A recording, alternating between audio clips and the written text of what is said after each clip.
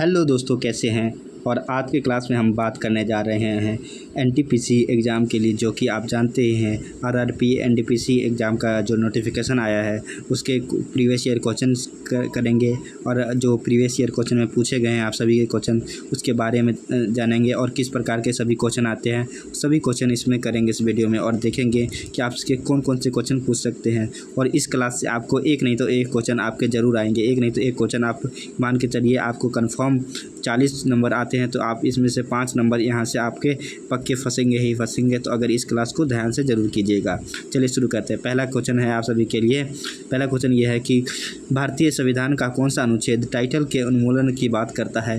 भारत की संविधान जो है वो कौन से अनुच्छेद में बात करता है कि कोई भी पदवी नहीं होनी चाहिए, कोई भी जो भी किसी व्यक्ति को कोई भी पदवी लेने का अधिकार नहीं है।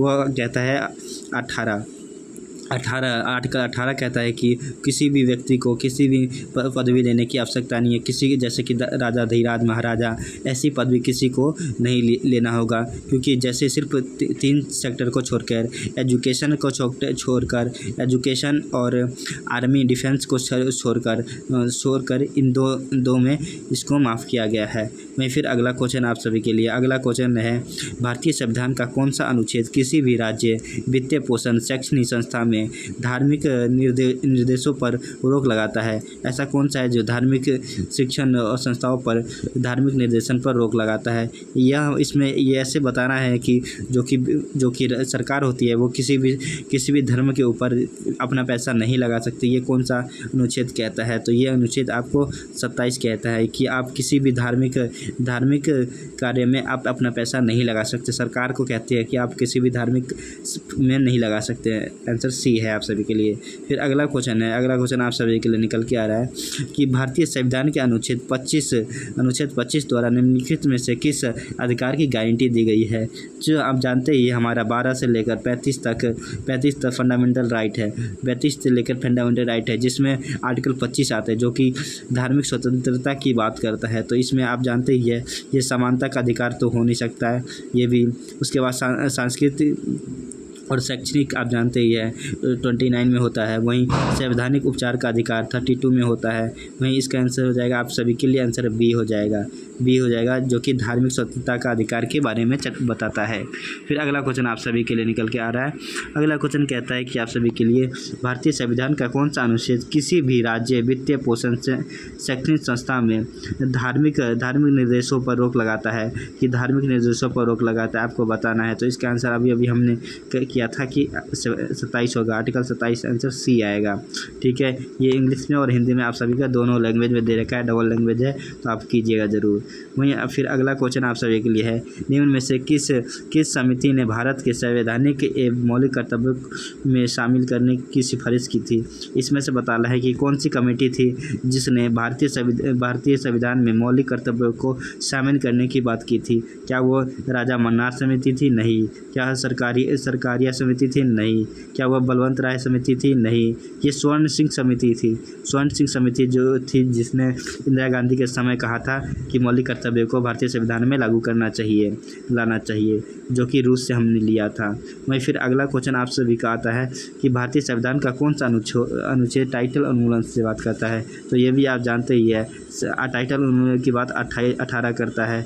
यहाँ पे छुआछूत की बात करता है, 90 में फ्रीडम की बात करता है, समझे। फिर अगला क्वेश्चन करते हैं। अगला क्वेश्चन आप सभी के लिए है यदि किसी भारतीय नागरिक को गिरफ्तार किया जाता है और उसे बचाव के अधिकार में वंचित कर दिया जाता है तो ऐसी स्थिति में भारतीय संविधान का कौन सा अनुच्छेद राहत प्रदान करता है। तो अधिकार की सुरक्षा से आपको कौन सा संविधान की जो कि आपको रक्षा करता है। तो इसका जो आर्टिकल है आप 25 को तो जानते ही धार्मिक स्वतंत्रता की बात करता है।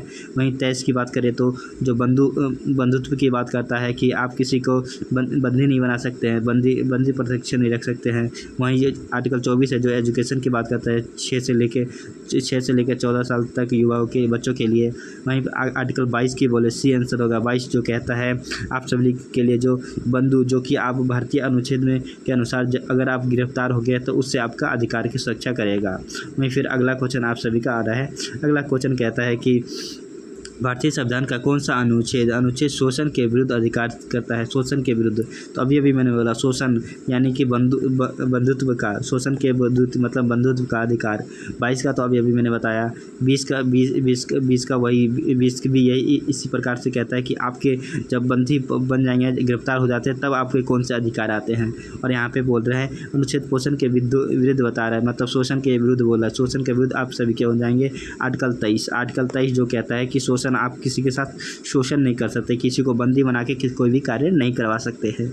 वहीं अब अगला जो ये आर्टिकल 21 है वो कहता है प्राण व दैहिक स्वतंत्रता, लेवलीहुड की बात करता है। प्राण व दैहिक स्वतंत्रता हर व्यक्ति के अधिकार है, मौलिक अधिकार है, ये फंडामेंटल राइट है। ये क्लास चल रही है। वहीं अब अगला क्वेश्चन आप सभी का निकल के आता है कि भारतीय संविधान के भाग 3 में मौलिक अधिकार के कितने समूह हैं। बताना है कि भारतीय संविधान में है उसके मौलिक अधिकार के कितने समूह हैं। तो मैं इसमें बता देता हूँ कि भारतीय संविधान है उसके मौलिक समूह 6 है, 6 माने जाए। पहले 7 थे, अब 6 हैं। 6 आपको बताना ये कब चेंज किया गया था, 7 से 6 कब किया गया था, आपको कमेंट बॉक्स में आंसर देना है इसका, ठीक है। फिर अगला क्वेश्चन है आप सभी के लिए आ रहा है, यहाँ देख सकते हैं आप।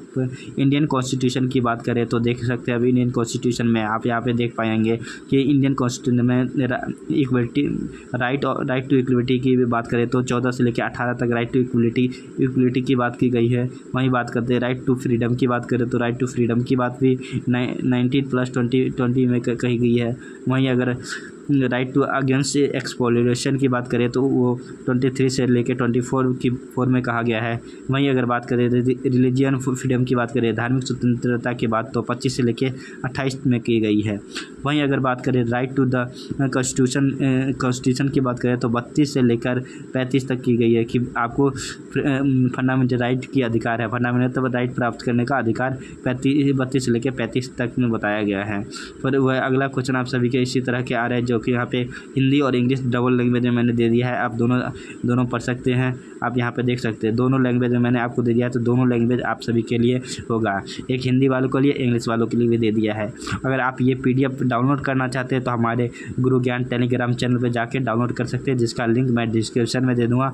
आप वहाँ पर विजिट करके याद कर सकते हैं, क्योंकि यहाँ से आप RRB NTPC में जो भी RRB NTPC का एग्ज़ाम आने वाला है आप सभी का, उसमें आपके कम से कम आपके नहीं तो आपके 5 क्वेश्चन यहाँ से ज़रूर आने वाले हैं आपको, क्योंकि फंडामेंटल राइट उसका फेवरेट टॉपिक है। तो फंडामेंटल राइट से तो पूछता क्वेश्चन है, तो आपके यहाँ से मान लीजिए एक नहीं तो एक क्वेश्चन आपको यहाँ से फंसेंगे। तो आप इसको ज़रूर पूरा परफेक्ट करके जाए, ताकि यहाँ से एक क्वेश्चन आपके बने तो आप कर ले। तो इसी तरह के नए आप सभी के लिए क्लास लेके आता रहता हूँ, और इस चैनल पे आपके लिए जॉब अपडेट भी लेके आता रहता हूँ, और नए क्लास सीरीज ये चालू किया हूँ। अगर आपको अच्छा लगता है, हमारा क्लास अच्छा लगता है, तो हमारे चैनल को लाइक कर लेना, सब्सक्राइब कर लेना, ताकि जो नया क्लास मैं लेके आऊँ आप सभी के लिए वो तुरंत आप सभी को मिल सके। और हमारे चैनल को लाइक करें, सब्सक्राइब करें।